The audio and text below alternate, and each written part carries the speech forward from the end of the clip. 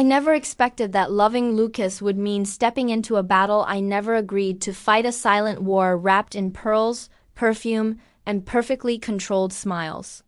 But that's exactly what happened the moment I became part of his family. The moment I said, "I do" to a man who came packaged with another woman, his mother, Victoria Hayes. Victoria wasn't a villain in the traditional sense. She didn't scream. She didn't insult. She didn't sabotage with fire and chaos. No, she did it with sweetness, with elegance. With a voice soft enough to sound loving and sharp enough to cut through bone.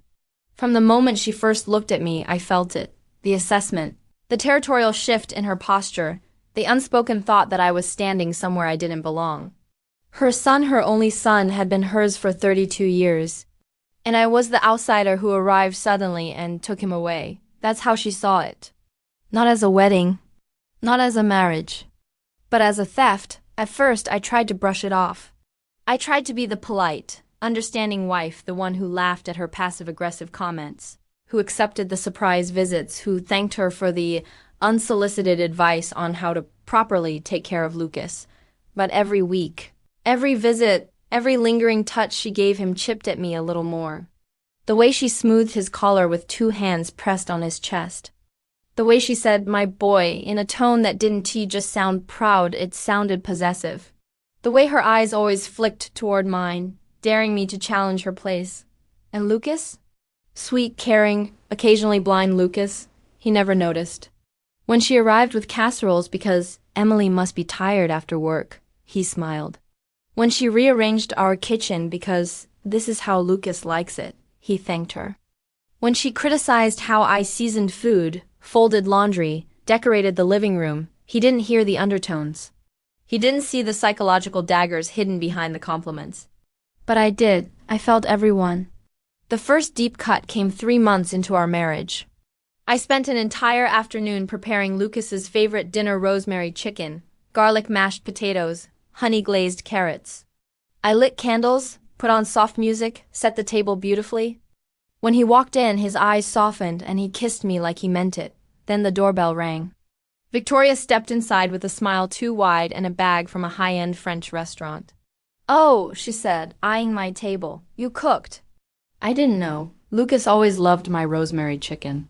"But don't worry, dear, you don't have to compete." Compete. The word hit like ice water. Lucas tried to lighten the mood, oblivious.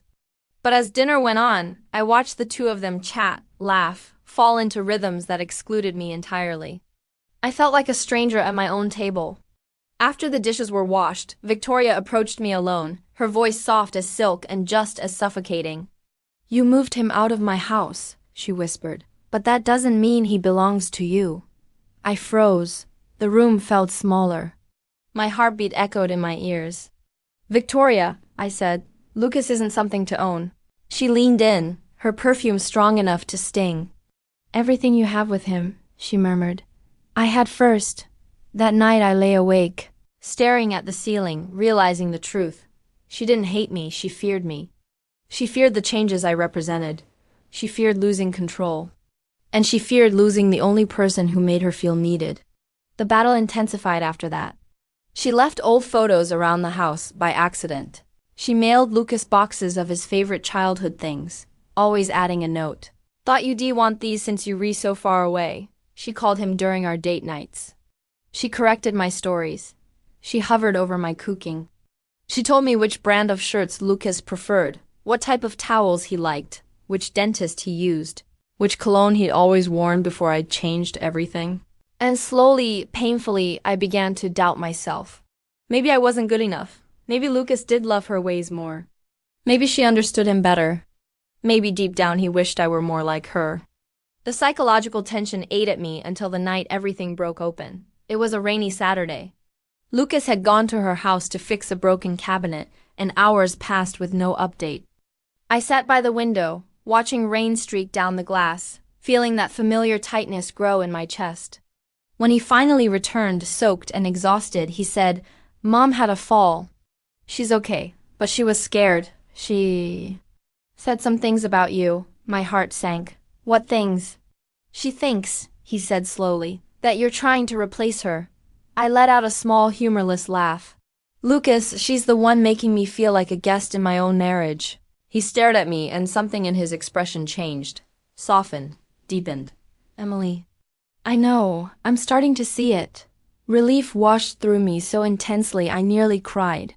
For the first time, we slept together without that invisible wall between us. I thought things would get better. I was wrong. The twist came 2 weeks later. I found a letter in a book she had forgotten at our house. A letter addressed to Lucas. My hands trembled as I unfolded it. You don't need her. She will never love you the way I do. Come home. Come back to me. Come back to me. The words punched the air from my lungs. This was no longer motherly protectiveness. This was psychological possession. This was a woman who had built her entire identity around her son and saw me as the threat that would unravel her world. When Lucas came home, I didn't yell. I didn't accuse. I simply placed the letter in his hands.